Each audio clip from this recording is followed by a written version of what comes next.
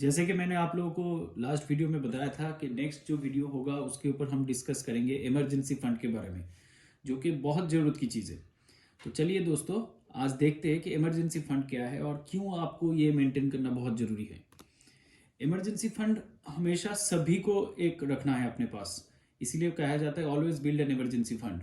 Emergency fund वो fund होता है जो कि अचानक कोई अनफोर्सिन ज़रूरत अगर आपके लाइफ में आ जाता है तो आपका वो ज़रूरत पूरा करने के लिए, फॉर एनी अनफोर्सिन एक्सपेंडिचर जो कि आपने पहले सोचा ही नहीं होगा, तो आपको पहले से ही थोड़ा सोच के रखना पड़ेगा और कुछ प्रिपरेशन पहले से रखना पड़ेगा।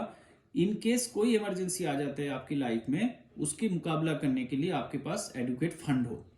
तो इमरजेंसी फंड किस लिए जरूरत होता है और मतलब क्या कारण होता है, उसके बारे में अगर हम चर्चा करें तो इमरजेंसी फंड देखिए, ऐसा हो सकता है कि कोई मेडिकल इमरजेंसी आ सकता है आपकी लाइफ में, या आप मान लीजिए किसी काम की वजह से आप घर से बाहर है, या आपका प्लेस ऑफ जॉब जो है वो कहीं बाहर है, आपके गांव से या आपके घर से आप बाहर रहते हो, दूर रहते हो। ऐसे कोई सिचुएशन आ जाता है, आपके घर में कोई बीमार पड़ जाता है, खुदा ना खास्ता किसी के साथ ऐसा ना हो, बट हो सकता है कभी भी। तो वो सब क्षेत्र में आपको घर तक पहुंचना है या आपके घर वालों को देखभाल करना है, उनका सेफ्टी और सिक्योरिटी आपको इंश्योर करना है, उस समय के लिए आपको ये इमरजेंसी फंड हमेशा जरूरी है। से एग्जांपल, आप कहीं बाहर रहते हो, दूसरे स्टेट में रहते हो या दूसरे कंट्री में रहते हो, तो आपके घर में कोई इमरजेंसी, ऐसा कोई जरूरत आ गया तो आपको आना है, तो आपके पास हमेशा ऐसा कुछ अमाउंट होना चाहिए ताकि आप ट्रेन का टिकट या प्लेन का टिकट खरीद सको। उसके लिए आपको कोई इधर उधर किसी से हेल्प मांगने की जरूरत ना पड़े।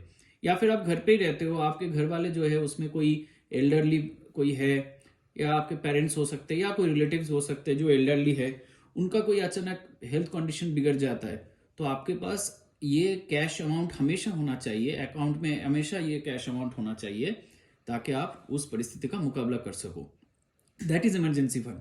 इन केस कोई कोई होता है जो प्राइवेट सेक्टर में जॉब करते हैं, कभी रिसेशन आ जाता है, क्या ऐसा कोई दिक्कत आ जाता है, जैसे अभी जैसे कोरोना आया था, कोविड-19 के टाइम पे हमारे कई लोगों का जॉब्स चले गए थे, तो ऐसा आपके पास इमरजेंसी फंड हमेशा होना चाहिए ताकि एटलीस्ट अब कुछ महीने तक आपका अगर सैलरी नहीं भी आए तो आप सरवाइव कर पाओ। जिस हिसाब से आपका प्रेजेंट लाइफस्टाइल चल रहा है सैलरी के मिलने के बाद, वैसे ही सेम लाइफस्टाइल एटलीस्ट आप कुछ महीने तक चला पाओ, ताकि तब तक आपके पास एडिक्वेट टाइम मिल जाएगा नेक्स्ट कोई जॉब या नेक्स्ट कोई बिजनेस, कोई इनकम सोर्स दोबारा चालू करने के लिए। That's why emergency fund is very important thing. तो इमरजेंसी फंड जब भी आप आपके पास रखते हो, उसको आप सेविंग्स अकाउंट में अगर रख दोगे तो सेविंग्स अकाउंट में दोस्तों जो रेट ऑफ इंटरेस्ट होता है बहुत ही कम होता है। अगर आप सेविंग्स अकाउंट में कोई भी बैंक का हो, नॉर्मली जो सेविंग्स अकाउंट का रेट होता है वो 3 से 3.5% तक मैक्सिमम रेट ऑफ इंटरेस्ट देते हैं आपको। तो इसीलिए आप कभी भी अगर आपके अकाउंट में, सेविंग्स अकाउंट में इमरजेंसी फंड पार्क करके रखते हो तो हमेशा आप ऑटो सेव फैसिलिटी को एक्टिवेट करके रखिए। ऑटो सेव फैसिलिटी क्या होता है, जैसे आपको कोई सेविंग्स अकाउंट है किसी भी बैंक में, वो बैंक एक सर्टेन अमाउंट के बाद, अगर उसमें उस खाते में आपका कोई सर्टेन अमाउंट के बाद आपने पहले से डिसाइड करके रखे हो, उस अमाउंट से ऊपर का कोई भी अमाउंट जब भी आ जाता है तो एमओडी बैलेंस में वो चला जाता है। एमओडी बैलेंस मीन्स उसको आप अचानक यूज नहीं कर पाओगे। हाँ, आप ऑब्वियसली अगर आपका जरूरत है तो आप उसको विड्रॉ कर पाओगे, बट वो एमओडी बैलेंस में, मतलब मेन बैलेंस में चला जाता है। और वो एमओडी बैलेंस में आपको जो रेट ऑफ इंटरेस्ट मिलता है वो उस बैंक का जो एफडी में वो देते हैं, ऑलमोस्ट उसी रेट के हिसाब से आपको इंटरेस्ट देते हैं।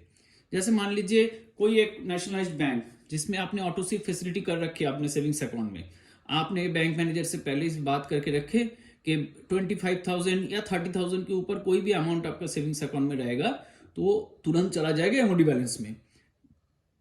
तो जैसे आपका एमओडी बैलेंस में चला जाता है, फिर आपको जो रेट ऑफ इंटरेस्ट मिलता है वो ऑलमोस्ट 6% 7% के रेट ऑफ इंटरेस्ट में आपको बैंक देता है। तो ऑब्वियसली वो एक अच्छा चीज़ है, रेदर देन उसको आप 3 या 4% रेट में नॉर्मल सेविंग्स अकाउंट में रख के उस पैसे को बर्बाद करने से ये बहुत ज़्यादा अच्छा है कि आप उसका ऑटो सेव फैसिलिटी एक्टिवेट करके उसको एमओडी बैलेंस में रखिए। और ऑब्वियसली किसी भी टाइम पे जब भी जरूरत पड़ेगा आप एमओडी बैलेंस से कभी भी पैसा निकाल पाओगे। इसके अलावा एक और ऑप्शन, अच्छा ऑप्शन आता है जो कि आप लिक्विड म्यूचुअल फंड में भी रख सकते हो। ये कई जगह पे मैंने ये देखा हूँ और सुना हूँ लोगों को जो अपना इमरजेंसी फंड है इसको लिक्विड म्यूचुअल फंड में रखने के लिए। लिक्विड म्यूचुअल फंड जो रेट ऑफ इंटरेस्ट नॉर्मली 7 से 8% इस हिसाब से देता है। तो लिक्विड म्यूचुअल फंड भी पैसा निकालना बहुत आसान तरीका है, बहुत आसानी से पैसा निकल जाता है लिक्विड म्यूचुअल फंड से। मतलब आपने जिस दिन रिक्वेस्ट प्लेस किया उसी दिन, अगर सुबह आपने रिक्वेस्ट प्लेस किया तो शाम तक कुछ ही घंटों में आपके सेविंग्स अकाउंट में डायरेक्टली म्यूचुअल फंड जो है, फंड हाउस जो है पैसा पेमेंट कर देता है। तो लिक्विड म्यूचुअल फंड में क्या होता है, सेफ्टी भी रहता है, ज्यादा वॉलेटिलिटी नहीं रहता है, आपका मनी भी सेफ रहता है, और जो रेट ऑफ इंटरेस्ट है वो नॉर्मली एफडी का जो रेट ऑफ इंटरेस्ट है उस हिसाब से मिलता है। तो लिक्विड म्यूचुअल फंड एक अच्छा ऑप्शन हो सकता है इमरजेंसी फंड को पार्क करने के लिए। अभी जो मैं आपको बता रहा था कि बैंक का सेविंग्स अकाउंट का रेट ऑफ इंटरेस्ट जो है वो सिर्फ 2.5% से 3% ऐसा होता है। हाँ, कोई सोच सकते हैं कि पोस्ट ऑफिस में रखूं क्या, क्योंकि पोस्ट ऑफिस का जो सेविंग्स अकाउंट है उसमें रेट ऑफ इंटरेस्ट 4% है। बट फ्रेंड्स, अगर आप ये सोचो आपको अगर इमरजेंसी आ गया, इमरजेंसी फंड उसी लिए जरूरत होता है ना कि इमरजेंसी में आप तुरंत उसको निकाल पाओ, तत्काल निकाल पाओ। बट पोस्ट ऑफिस में सेविंग्स जो अकाउंट है उसमें रेट ऑफ इंटरेस्ट थोड़ा सा ज्यादा है, बट क्या आप निकाल पाओगे इमरजेंसी होने से? मान लो आपको इवनिंग में या शाम को या रात को अचानक पैसे की जरूरत पड़ गया, तो क्या उस समय पोस्ट ऑफिस आपको खुला मिलेगा? तो आप पोस्ट ऑफिस से निकाल नहीं पाओगे। तो इसीलिए ये कोई अच्छा ऑप्शन नहीं है कि आप आपका इमरजेंसी फंड को पोस्ट ऑफिस में रखो। तो इमरजेंसी फंड कहाँ कहाँ रखना है, कैसे आपका ऑटो सेव फैसिलिटी एक्टिवेट करके रखना है, और इवन लिक्विड म्यूचुअल फंड का ऑप्शंस भी मैं आप लोगों के साथ शेयर किया। मैं ये आशा करता हूं कि आप लोगों को थोड़ा इन्फॉर्मेशन मिला है इमरजेंसी फंड के बारे में कि इमरजेंसी फंड का क्या वैल्यू है और उसको कहाँ आप पार्क करके रख सकते हो। तो आज के वीडियो दोस्तों यहाँ पे खत्म करते हैं।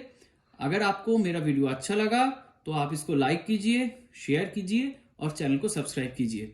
फिर नेक्स्ट डे मिलते हैं कोई नेक्स्ट टॉपिक के साथ में।